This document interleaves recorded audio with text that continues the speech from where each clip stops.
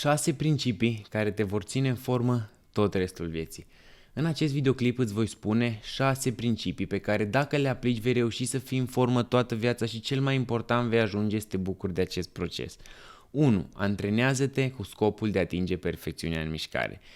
Încă de mic am început să fac sport și mi-am imaginat o viață de sportiv. Primele lecții de karate le-am primit de la tatăl meu, iar în jurul vârstei de 10 ani el s-a hotărât să mă ducă de 3 ori pe săptămână în cel mai apropiat oraș ca să pot învăța de la un antrenor experimentat. Așa a început expediția mea în lumea sportului, care continuă și astăzi și care presimt că va fi una lungă, deoarece am multe lucruri de explorat.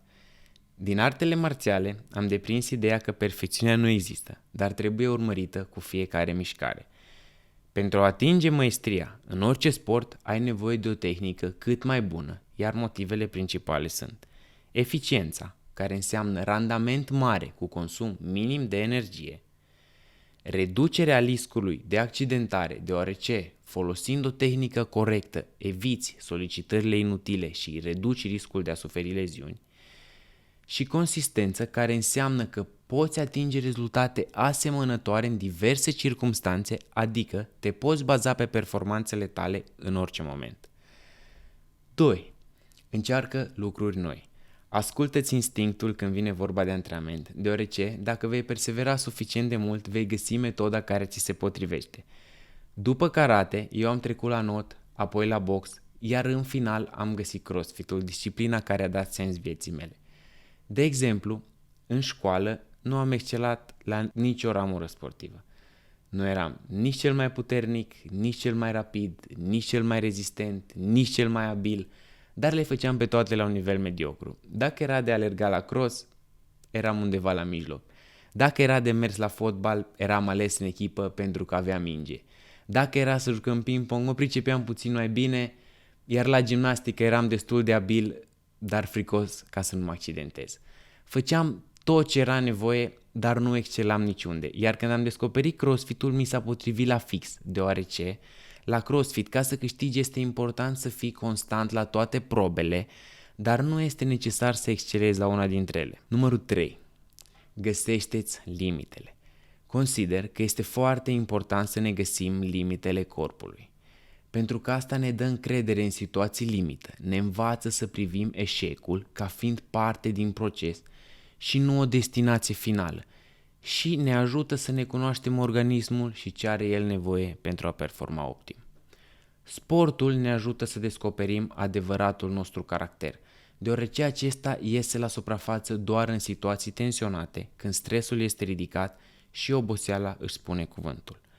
Eu m-am apucat de CrossFit în anul 2013, iar în anul 2017 am ajuns în cea mai bună formă. Atunci am obținut locul 2 la cea mai importantă competiție din țară, Romanian Throwdown, categoria RX. La începutul anului 2017 mi-am deschis propria sală de CrossFit, care se numea CrossFit Lions Cage, crezând că voi putea îmbina utilul cu plăcutul, dar n-a fost chiar așa. Sala fiind la început, avea nevoie de cât mai multă atenție din partea mea, iar eu eram concentrat pe antrenamente. Lucrul acesta îmi oferea rezultatele dorite în competiții, dar se simțea nasol la finalul fiecărei luni când veneau cheltuielile.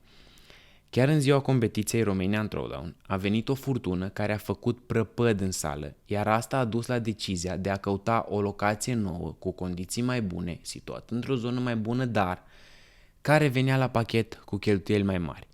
Atunci am luat decizia să renunț la competiții și să-mi concentrez tot efortul ca să devin un antrenor mai bun, un lider mai bun și să pun sala pe traiectoria potrivită.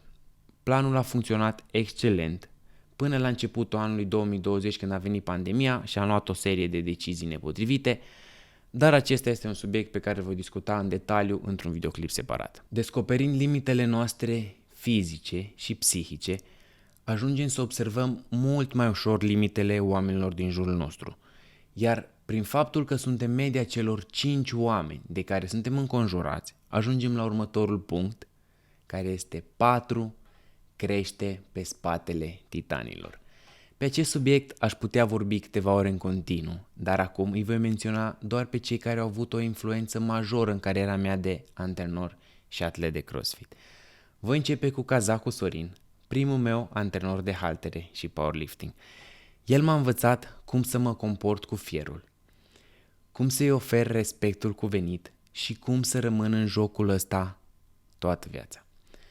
În timp, am realizat că am lacune pe partea de gimnastică, iar cazacul mi l-a recomandat pe vechiuș Paul, antrenorul care a avut răbdarea necesară să țină de picioare un bivol de 80 de kilograme până a învățat să meargă în stâng pe mâini și nu numai. Dacă urmărești fenomenul CrossFit, știi că pe lângă ridicat de greutăți și exerciții de gimnastică, o componentă la fel de importantă este atletismul. Aici meritul este al profesorului Silviu Nișu, care mi-a schimbat complet percepția despre cum ar trebui să se miște, să arate și să muncească un alergător de viteză, el fiind campion mondial la 200 de metri Masters.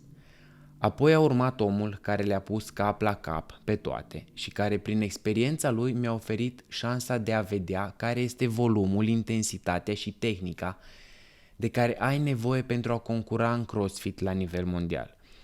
Numele lui este Lacey Kovac, campion european la CrossFit în 2013, care locuiește în Ungaria și a cărui plan de antrenament l-am urmat minuțios, atât la distanță, dar și la multiple seminarii și tabere de antrenament cu echipa sa de antrenori și sportivi. Cireașa de pe tort a pus-o antrenorul de haltere, Gabriel Sâncrăian, sub îndrumarea căruia am reușit să-mi îndeplinesc obiectivul vieții mele în CrossFit, și anume să smulg 100 de kilograme.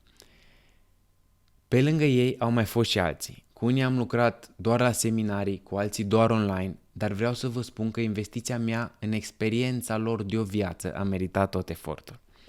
Pentru mine, mentorii și antrenorii mei au fost și vor rămâne cea mai bună investiție și același lucru vi-l recomand și vouă, deoarece consider că viața este prea scurtă ca să facem toate greșelile pe pielea noastră. Numărul 5. Urmează un plan. Obiectivul meu pe termen lung este să ajung să mă antrenez sănătos și la 90 de ani. Întotdeauna mi-am dorit asta, iar acest lucru m-a ținut departe de scurtături. A luat multă presiune de pe umerii mei și m-a făcut un om mai umil și mai răbdător. Cu toate că la un moment dat, când eram pe val, visam la rezultate mărețe ca sportiv de performanță, mi-am dat seama că nu e prețul pe care vreau să-l plătesc din mai multe puncte de vedere, dar acest subiect este unul amplu și trebuie discutat pe larg ca să fie înțeles corect. Cred că e bine totuși ca în planul tău să incluzi un obiectiv suficient de mare încât să te sperie atunci când te gândești la el. În cel mai rău caz, vei eșua atât de sus într-un loc în care majoritatea oamenilor nici măcar nu au curajul să spere că vor ajunge vreodată.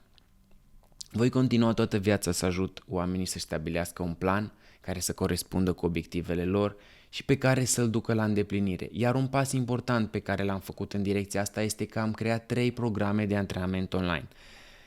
Programele nu se adresează sportivilor de performanță, ci oamenilor obișnuiți care iau în serios sănătatea lor și își doresc rezultate sustenabile pe termen lung. Ele diferă prin durată și complexitate, dar toate se bazează pe aceleași principii pe care eu le-am aplicat de-a lungul anilor de antrenament. Pentru a oferi cea mai bună experiență posibilă la distanță, toți utilizatorii au acces la o aplicație mobilă cu funcționalități premium pentru gestionarea antrenamentelor și, foarte important, acces la o comunitate de oameni cu principii, obiceiuri și obiective asemănătoare. Detalii despre ele și despre lansare găsești mai jos în descrierea videoclipului sau pe profilul meu de Instagram. Și numărul 6, dă mai departe ceea ce știi.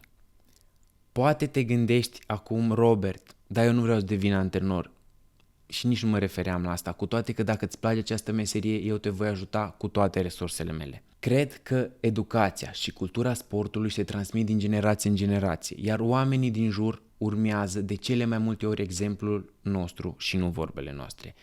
De aceea îndemn pe oricine să fie un exemplu, un mentor pentru oamenii din jurul lui, deoarece scopul fiecăruia dintre noi este să lăsăm în urma noastră o lume mai bună decât am găsit. Eu am fost binecuvântat să pot transmite mai departe învățăturile mele sutelor de oameni pe care i-am antrenat în sală timp de mai bine de 10 ani, iar acum continui să dau mai departe prin programele mele de antrenament online și prin taberele și seminariile pe care le organizez.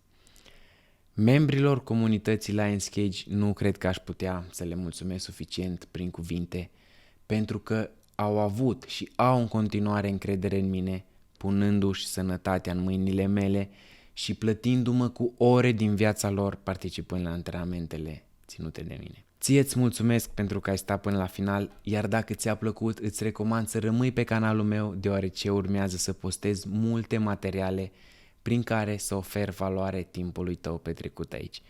Până data viitoare, stay hungry!